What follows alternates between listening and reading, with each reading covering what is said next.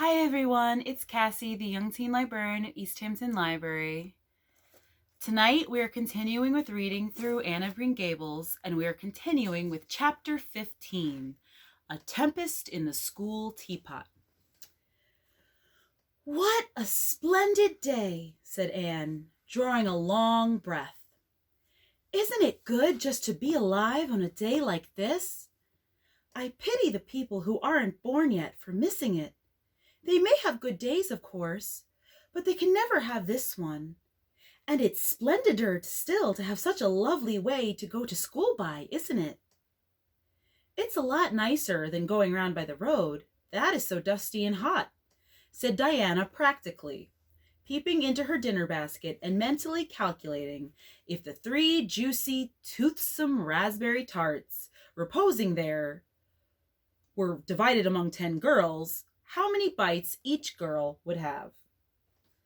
The little girls of Avonlea School always pooled their lunches, and to eat 3 raspberry tarts all alone, or even to share them only with one's best chum, would have forever and ever branded as awful mean the girl who did it.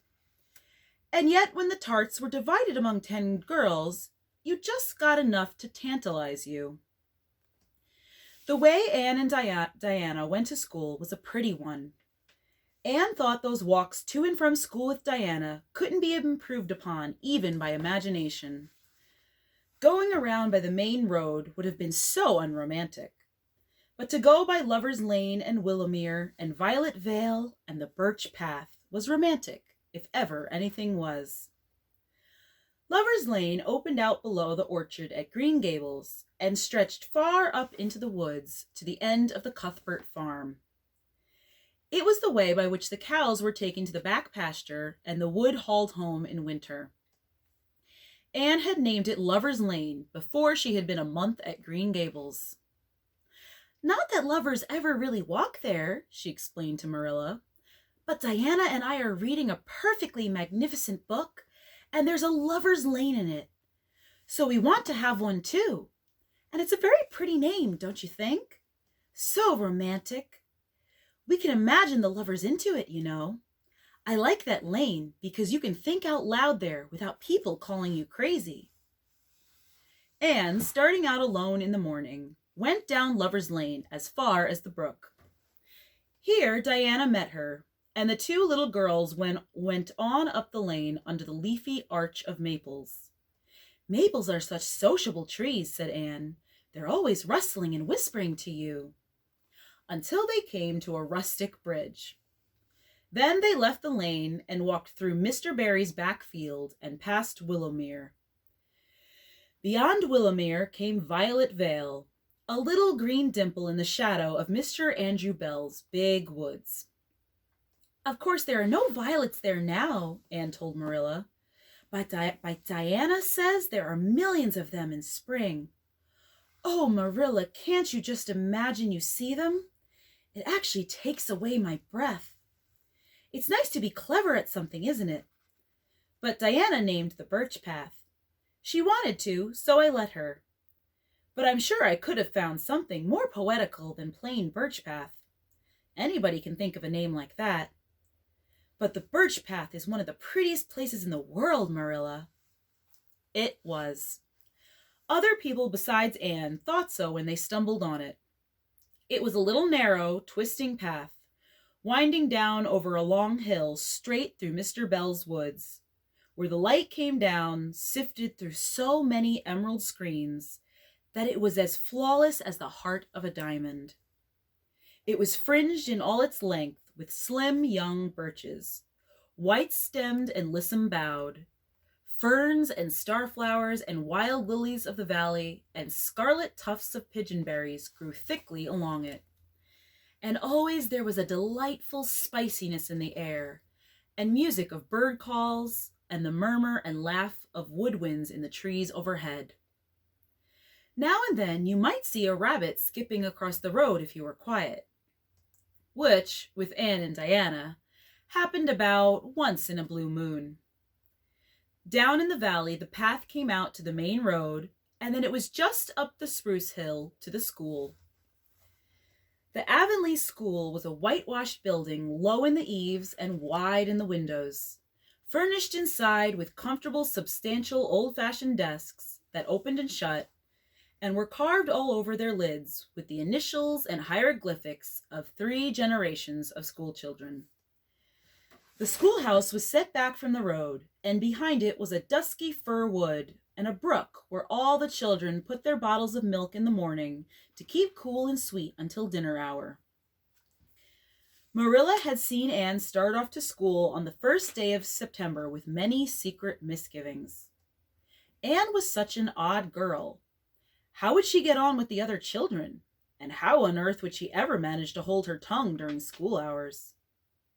Things went better than Marilla feared, however. Anne came home that evening in high spirits. "I think I'm going to like school here," she announced. "I don't think much of the master, though. He's all the time curling his mustache and making eyes at Prissy Andrews. Prissy is grown up, you know.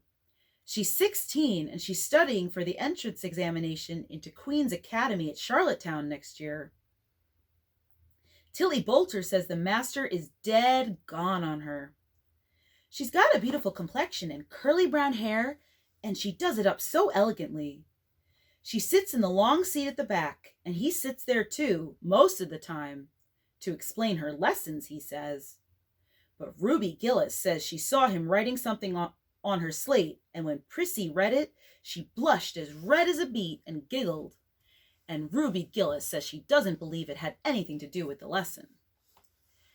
"Anne Shirley, don't let me hear you talking about your teacher in that way again," said Marilla sharply. "You don't go to school to criticize the master. I guess he can teach you something, and it's your business to learn.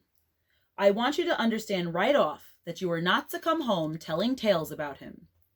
That is something I won't encourage. I hope you were a good girl." "Indeed I was," said Anne comfortably. "It wasn't so hard as you might imagine either. I sit with Diana. Our seat is right by the window, and we can look down to the lake of shining waters. There are a lot of nice girls in school, and we had scrumptious fun playing at dinner time. It's so nice to have a lot of little girls to play with. But of course I like Diana best, and always will. I adore Diana. I'm dreadfully far behind the others. They are all in the 5th book, and I'm only in the 4th. I feel that it's kind of a disgrace. But there's not one of them has such an imagination as I have, and I soon found that out. We had reading and geography and Canadian history and dictation today. Mr. Phillips said my spelling was disgraceful, and he held up my slate so that everybody could see it, all marked over. I felt so mortified, Marilla. He might have been politer to a stranger, I think. Ruby Gillis gave me an apple, and Sophia Sloane lent me a lovely pink card with "May I see you home" on it. I'm to give it back to her tomorrow. And Tilly Boulter let me wear her bead ring all the afternoon. Can I have some of those pearl beads off the old pincushion in the garret to make myself a ring? And oh, Marilla, Jane Andrews told me that Minnie McPherson told her that she heard Prissy Andrews tell Sarah Gillis that I had a very pretty nose. Marilla, that is the first compliment I have ever had in my life, and you can't imagine what a strange feeling it gave me. Marilla, have I a really pretty nose? I know you'll tell me the truth. Your nose is well enough, said Marilla shortly. Secretly, she thought Anne's nose was a remarkably pretty one, but she had no intention of telling her so. That was 3 weeks ago, and all had gone smoothly so far. And now, this crisp September morning, Anne and Diana were tripping blithely down the birch path, 2 of the happiest girls in Avonlea. I guess Gilbert Blythe will be in school today, said Diana. He's been visiting his cousins over in New Brunswick all summer, and he only came home Saturday night. He's awfully handsome, Anne, and he teases the girls something terrible. He just torments our lives out. Diana's voice indicated that she rather liked having her life tormented out than not. Gilbert Blythe, said Anne. Isn't his name that that's written up on the porch wall with Julia Bell's and a big take notice over them? Yes, said Diana, tossing her head. But I'm sure he doesn't like Julia Bell so very much. I've heard him say he studied the multiplication table by her freckles. Oh, don't speak about freckles to me, implored Anne. It isn't delicate when I've got so many. But I do think that writing take notices up on the wall about the boys and girls is the silliest ever. I should just like to see anybody dare to write my name up with the boys. Not, of course, she hastened to add, that anybody would. Anne sighed. She didn't want her name written up, but it was a little humiliating to know that there was no danger of it.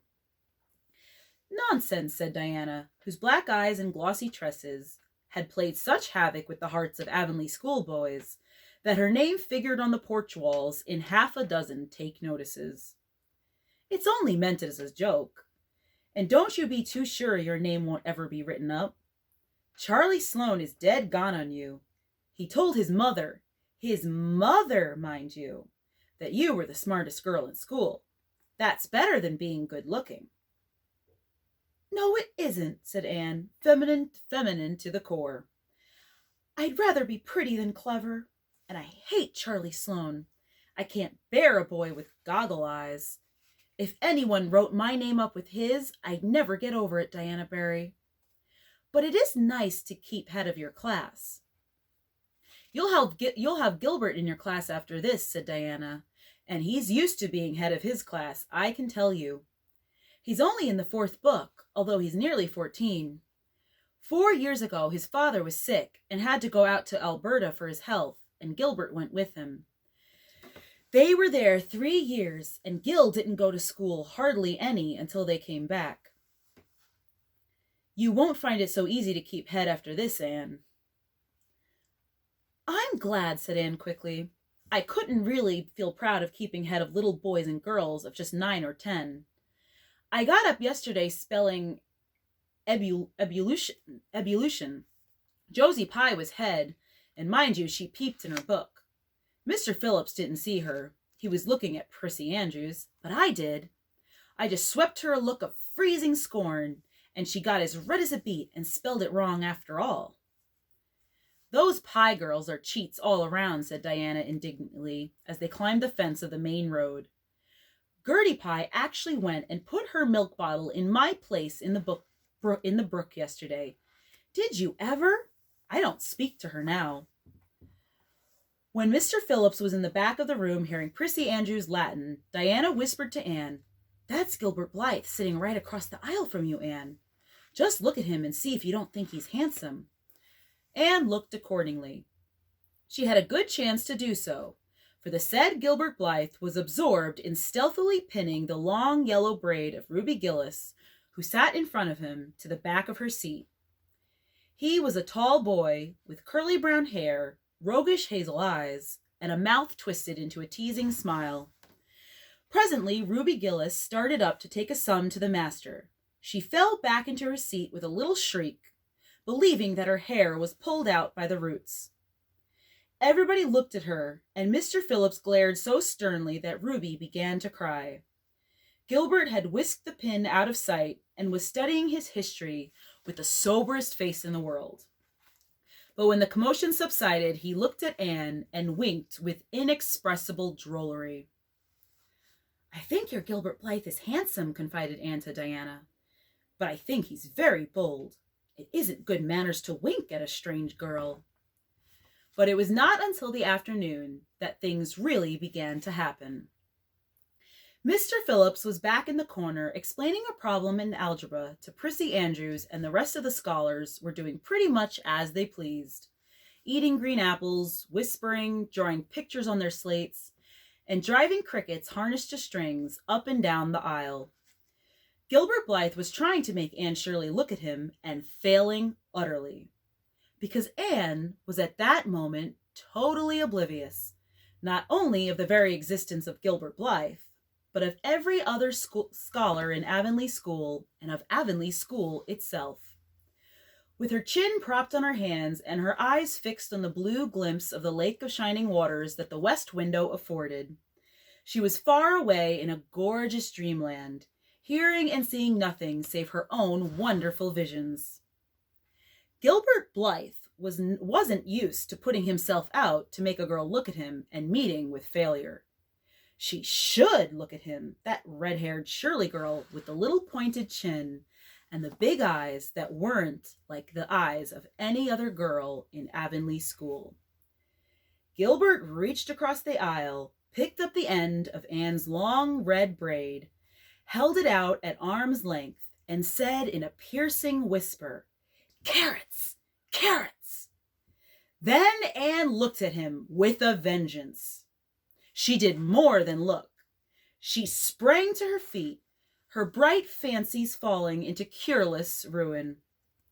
She flashed one indignant glance at Gilbert from eyes whose angry sparkle was swiftly quenched in equally angry tears.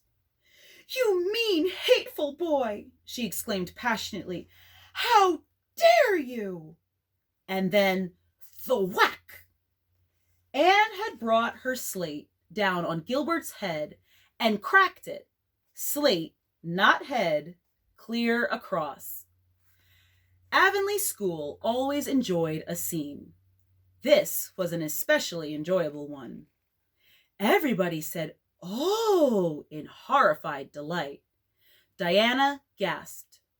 Ruby Gillis, who was inclined to be hysterical, began to cry.